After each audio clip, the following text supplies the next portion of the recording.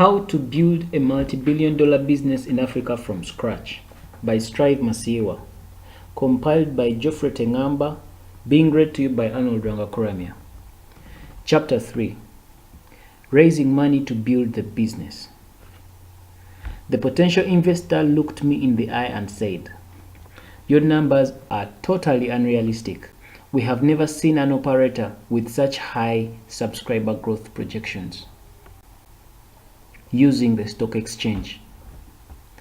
After our first license was finally issued, we quickly turned our attention to raising the money to build the business.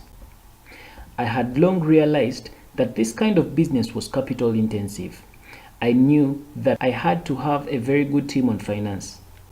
This was not just a job for an accountant. I needed a banker to lead the team that would look for the money. I approached Jeff Muzibu, who had been working as an international banker, to return home and lead our team. He had wanted to start his own bank, but I persuaded him to delay his plans and come and work with me. We also recruited a chief financial officer, Marion Moore, a very mature and experienced Zimbabwean executive. Together with Zach Wazara, our chief marketing officer, the four of us had worked every day for years preparing our business plans. Even when we were in court, we never stopped planning. Initially, we thought that it would be best to bring in an international operating partner. We found a very responsible potential partner, but we failed to agree terms, and we walked away. Our financial model showed that if we simply borrowed money from the banks, the business would not grow properly. We needed to raise equity as well. As soon as the case was over, Tawanda Nyambirai left the legal profession and joined a bank called NMB. Another young lawyer at the same law firm came and joined us as our legal advisor at the company. His name was Nick Rudnick, and he is one of the most senior executives today. Another young banker who had been a member of Dr. Moyo's team at Standard Chartered Bank and now working with Tawanda and at NMB was Patson Timber. One morning, I gathered this group in my office. I had an audacious proposal that I wanted them to debate. It is how we make decisions, even today. Can we list a company on the stock exchange of Zimbabwe that has no trading record and has never actually operated? Patterson Timber. Mukoma, the exchange says we need a minimum of 3 years experience and audited accounts.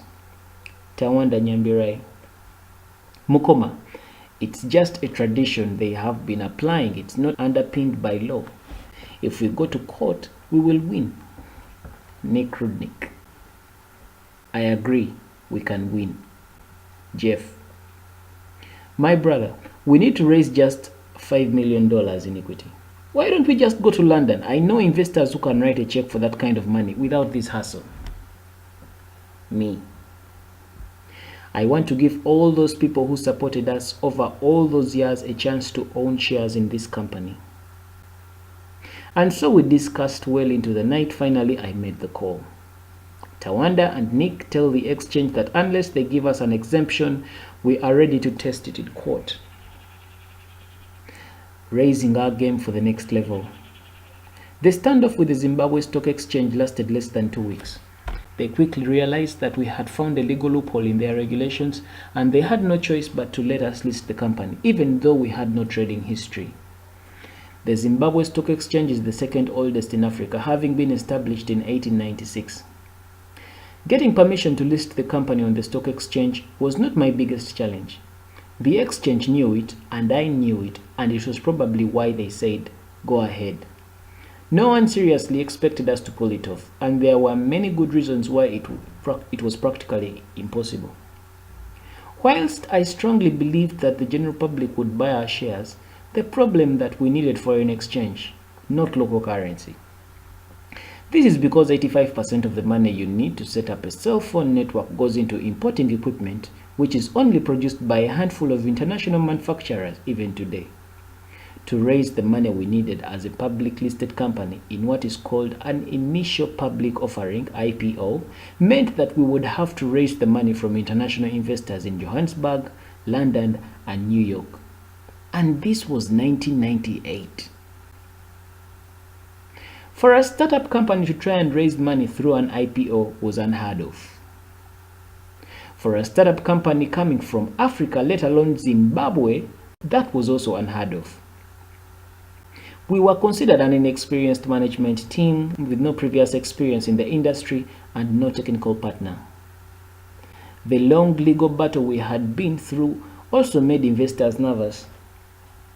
The cell phone industry in Africa was just starting. Many African countries, including places like Nigeria, did not even have cell phones. Those countries that had cell phones still had very few subscribers. It was an unproven industry. After all those years of struggling to get a license, I was financially exhausted. Investors who had the foreign exchange that we needed were only willing to invest if I gave up control and allowed a technical partner with experience to provide management. Most were not even willing to discuss the idea of my listing the company before it was profitable after 3 or 4 years. How we raised the money. The potential investor looked me in the eye and said, "Your numbers are totally unrealistic. We have never seen such an operator with such high subscriber growth projections." Then added, with disbelief, "Either you do not know what you're doing or you are doing something we have never seen before. So which is it?" International investors in London and New York can sometimes be quite aggressive in their approach, and you have to take that in your stride.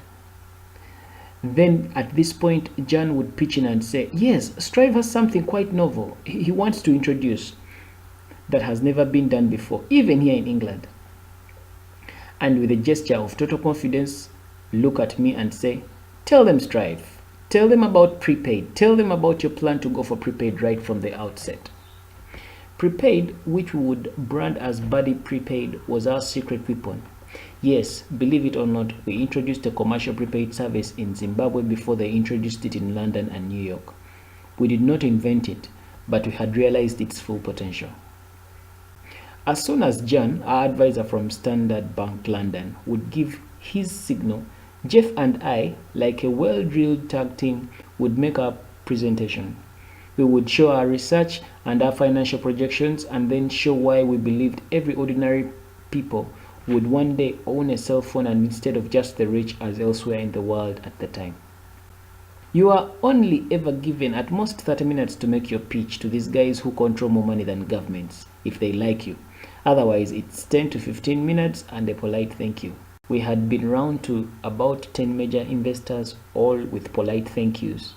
Then one day our advisor called to say that one of the big investors interested in Africa wanted to see us again. The team we met was led by an elderly white gentleman, and he had with him a group of our numbers and assumptions. The meeting continued for more than a customary 30 minutes. Then he suddenly declared, "I'm in. Work out the details with my team. Also tell anyone you meet from now on that we are in." And with that, he got up and left. That was the breakthrough everyone looks to when raising capital. We had hit the jackpot. The door to the global capital markets had been opened for us. From there, we went to New York, and by the end of our tour, the calls were coming in, thick and fast. We were oversubscribed. We returned to Harare and launched our prospectus. As soon as the local institutions heard the news from London and New York, they changed their attitude towards us and rushed forwards to also buy. Before that, they had been laughing at us, saying they would not buy shares in a startup. I insisted that priority be given to ordinary people first. The most moving moment for me was when the late wife of Pastor Gatsi, Pastor Chido, came to me with a large sum of money and wanted to know how she could buy her shares. When I asked her how she got the money, she said she had sold her car. She would not accept free shares and told me that they were too valuable to get for free because she knew how they came about. It brought tears to my eyes.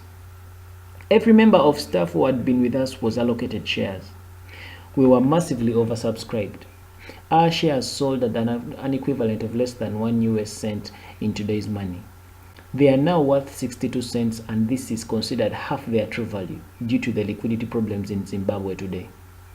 I was right about the impact that prepaid billing would have. Over 5 billion people in the world have cell phones today, and 99% are prepaid. Of these, over 700 million are Africans. Zimbabwean business. My decision to list the Zimbabwean business on the stock exchange was initially motivated by my desire to offer thousands of ordinary people an opportunity to be shareholders with me in the business. Even today, our business in Zimbabwe has about 10,000 shareholders, whilst many others own shares through their pension funds and insurance companies. When I left Zimbabwe in March 2000 to go and live in South Africa, I set up a new business completely separate from the Zimbabwe business called Econet Wireless Global, and this is the company I used to expand into other countries around the world. Today, we have operations and investments and offices in not less than 17 countries, including many African countries, Europe and Middle East, and United States, Latin America, and even New Zealand. In Asia Pacific, it has been and continues to be an amazing and enjoyable journey. I have often been asked why I was so adamant that the Zimbabwe business alone should be listed as a startup, when after that I never used a listing again to raise money, even though I have gone on to raise hundreds of millions of dollars for businesses elsewhere. I could have waited for 3 or 4 years before listing and still managed to keep my promise to the investing public. There was another reason why I listed the Zimbabwe company with the agency that I did, but I did not know it at the time. Here it is. Why we listed Zimbabwe business.